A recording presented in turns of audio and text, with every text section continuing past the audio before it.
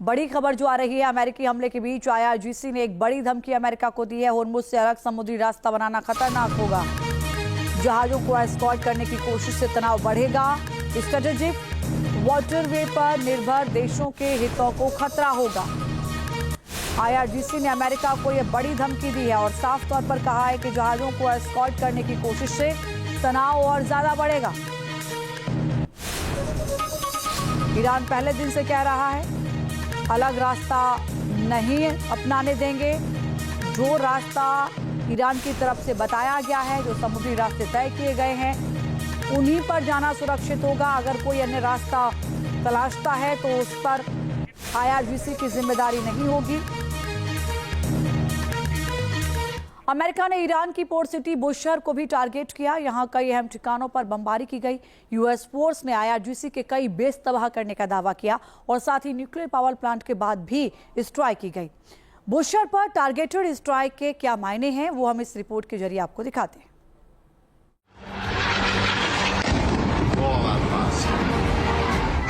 America की strike के बाद बुशहर में खौफनाक मंजर दिखा।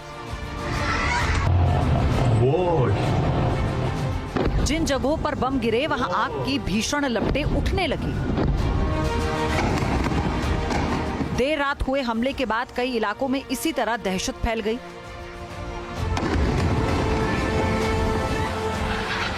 अमेरिकी लड़ाकू विमानों ने चुन चुन कर हमले किए और उन तमाम ठिकानों को निशाना बनाया जो आईआरजीसी से जुड़े हैं।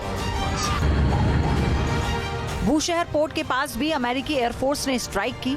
यहां सबसे पहले एयर डिफेंस साइट को निशाना बनाया गया। इससे अंदाजा लगाया जा सकता है कि इस बार अमेरिका ने पूरा होमवर्क किया और उन तमाम ठिकानों को दहलाया जा रहा है जिनकी मदद से ईरान अपनी मिलिट्री ऑपरेशन चलाता है। दावा किया जा रहा है कि हवाई हमले में रडार और मिसाइल डिफेंस साइट को भारी नुकसान पहुंचा। जिस साइट पर हमला किया गया उसका काम पूरे इलाके की तटीय संपत्तियों की सुरक्षा करना था।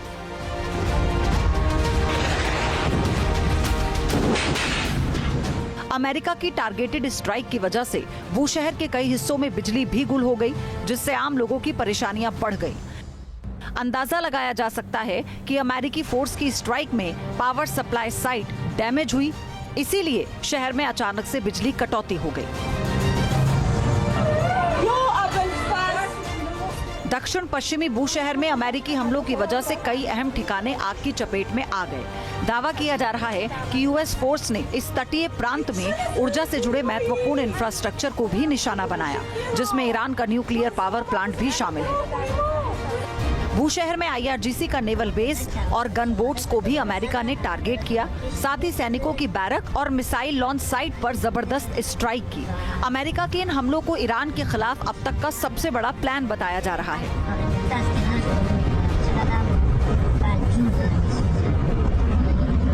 अमेरिका का स्टैंड कुछ इस तरह का है कि अब भी मान जाओ, यानी जो अब आपने बताया कि भाई उन्होंने जो है बंदर अब्बास पोर्ट के ऊपर, कोनार पोर्ट के ऊपर, बुशरा न्यूक्लियर प्लांट के ऊपर हमले किए हैं और हर कुछ जगह हमले किए हैं।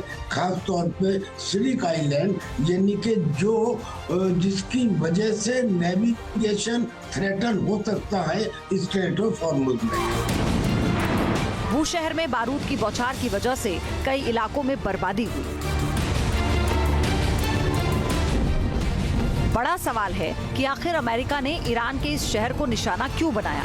लगातार दूसरे दिन बुशहर पर बमबारी क्यों की गई। बुशहर ईरान का एक प्रमुख और ऐतिहासिक बंदरगाह शहर है जो फारस की खाड़ी के तट पर मौजूद है। रणनीतिक लिहाज से ये आईआरजीसी का भी बेस है, इसलिए अमेरिका की कोशिश यहाँ अटैक करने, ईरान की सैन्य क्षमताओं को कमजोर करने की है। बुशहर ईरान का न्यूक्लियर पावर हब है। यहाँ पूरे मिडिल ईस्ट का पहला सिविल न्यूक्लियर पावर प्लांट है। इसकी भौगोलिक स्थिति ईरान की नौसेना और समुद्री सुरक्षा के लिए बेहद संवेदनशील और महत्वपूर्ण है। बुशहर से ईरान खाड़ी क्षेत्र में होने वाली अंतर्राष्ट्रीय समुद्री गतिविधियों और व्यापारिक मार्गों पर नजर रखता है। बंदरगाह शहर होने की वजह से बुशहर ईरान के व्यापार का एक बड़ा जरिया है। यहाँ से तेल, गैस, पेट्रोकेमिकल्स और कृषि उत्पादों, खासतौर पर खजूर का बड़े पैमाने पर निर्यात होता है। ऊर्जा की सप्लाई चेन, रिफाइनरी और लॉजिस्टिक्स के लिहाज से भी ये पूरा क्षेत्र ईरान की लाइफलाइन माना जाता है। कुल मिलाकर बूशहर केवल पोर्ट सिटी नहीं बल्कि ईरान की परमाणु क्षमता, आर्थिक रीढ़ और सैन्य सुरक्षा का एक ऐसा त्रिकोण है जो ईरान की ताकत में बड़ा इजाफा करता है।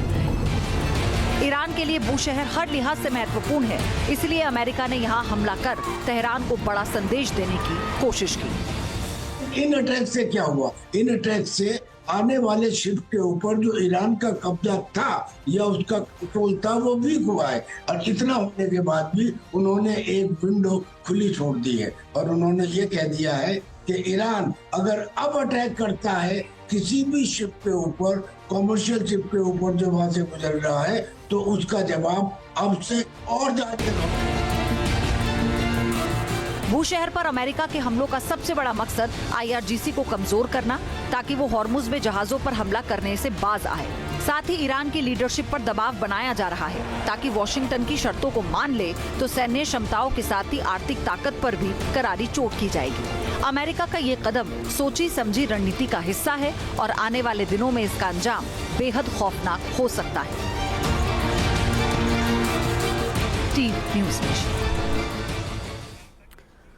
ईरान के 2 हथियार गेम चेंजर माने जाते हैं। उसकी मिसाइलें और ड्रोन ऐसे वेपन हैं जो अमेरिका की टेंशन बढ़ा रहे हैं, क्योंकि इन्हीं हथियारों के दम पर ईरान ने पिछली बार 44 दिन की जंग में अमेरिका को लगातार टारगेट करके बैकफुट पर धकेल दिया। इस बार ईरान उसी रणनीति पर आगे बढ़ रहा है। ईरान की तरफ से पहले ड्रोन्स का झुंड अटैक कर रहा है, फिर शक्तिशाली मिसाइलें अमेरिकी बेस को निशाना बना रही हैं।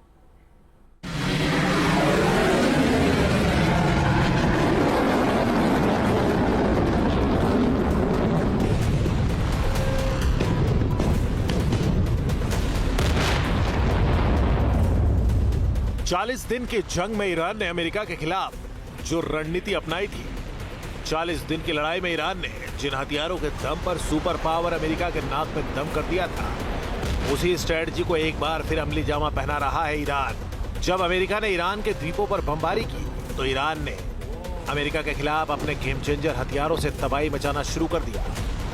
मीडिया रिपोर्ट्स के मुताबिक 40 दिन की लड़ाई में ईरान अपने सस्ते ड्रोन का झुंड लॉन्च करके अमेरिका की महंगी इंटरसेप्टर मिसाइलों को खर्च करवा रहा था। उसी तरह इस बार भी IRGC पहले ड्रोन का स्वार्म फॉर्मेशन दुश्मन के खिलाफ लॉन्च कर रहा है। ऐसा करके वो अमेरिका और उसके सहयोगी देशों के डिफेंस सिस्टम को उलझा रहा है ताकि ईरानी मिसाइलें तबाही मचा सके। अमेरिका ने जब ईरान के ठिकानों को निशाने पर लिया तो ईरान ने इसी रणनीति के तहत मिसाइल और ड्रोन बेड़े के एक बड़े कॉम्बिनेशन का इस्तेमाल किया। एक साथ बड़ी संख्या में विभिन्न तरह के घातक ड्रोन्स और बैलिस्टिक मिसाइलों से इन ठिकानों को निशाना बनाया। ईरान ने अमेरिकी एयर डिफेंस रडार और पेट्रियट सिस्टम को उलझाने और उन्हें तबाह करने के लिए वन वे अटैक ड्रोनों की भारी बौछार की। खासतौर पर शायद 136 ड्रोन का इस्तेमाल किया गया। ईरान का सबसे प्रमुख आत्मघाती ड्रोन है जिसे सस्ते और सटीक मारक क्षमता के लिए जाना जाता है। इन ड्रोनों के बड़े झुंड ने कतर के अलुदैद बेस को टारगेट किया। ये स्पष्ट है कि ईरान ने ड्रोन्स का बड़े पैमाने पर इस्तेमाल किया है, और चाहे वो वेस्ट एशिया के राष्ट्र हों, इजराइल के टारगेट्स हों, US के बेसिस हों, सभी को ईरान ने अपने जो ड्रोन्स कैपेबिलिटीज़ के माध्यम से बड़े पैमाने पर हिट करने में सफलता भी पाई है। जो बराज ऑफ ड्रोन्स और जो सुसाइड कामिकाजी ड्रोन्स ईरान इस्तेमाल करता है, वो जाहिर है कि उसने अमेरिका के एयर डिफेंस के लिए, इजराइल के एयर डिफेंस के लिए बड़ी चुनौतियां पैदा की हैं। उनको भेजने में वो कामयाब भी अनेकों जगहों पर हुए हैं, और इससे जाहिर है कि चाहे अमेरिका हो, इजराइल हो, वेस्ट एशिया के राष्ट्र हो, उनके लिए बड़ी परेशानियां उन्होंने खड़ी की हैं। ईरान ने मोहाजिर 10 और अबाबिल ड्रोन से भी अमेरिकी ठिकानों को निशाना बनाया। इन ड्रोनों के जरिए बहरीन में अमेरिकी ईंधन टैंकों को निशाना बनाया गया। इस ड्रोन अटैक के ठीक पीछे ईरान ने भारी तबाही मचाने के लिए अपनी लंबी दूरी की गाइडेड मिसाइलें दागी। कुवैत में तैनात पेट्रियट एयर डिफेंस को भेजने के लिए फतेह और खैबर शकन मिसाइलों का इस्तेमाल किया। इसके अलावा इमाद और गद्र मिसाइलों से भी बहरीन में अमेरिकी नौसेना के 5th फ्लीट को निशाना बनाया। वहीं ईरान ने अमेरिका के जिस MQ-9 रिपर ड्रोन को मार गिराया, इसके लिए ईरान ने अपने स्वदेशी 3rd खोरदाद या Syed air defence missile system का इस्तेमाल किया।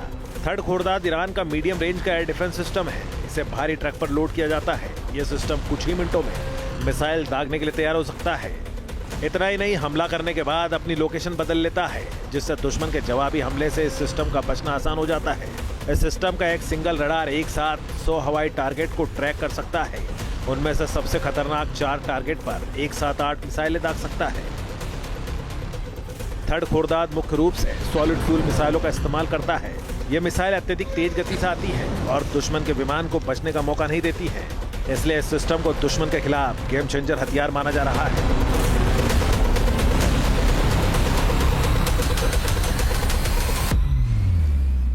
आपके मोबाइल पर तुरंत आएगी ब्रेकिंग न्यूज। स्क्रीन पर सबसे पहले दिखेगी बड़ी खबर। देश दुनिया की हर खबर एक जगह। अब आपके मोबाइल पर तुरंत फटाफट इंस्टॉल कीजिए न्यूज नेशन ऐप और रखिए खुद को अपडेट।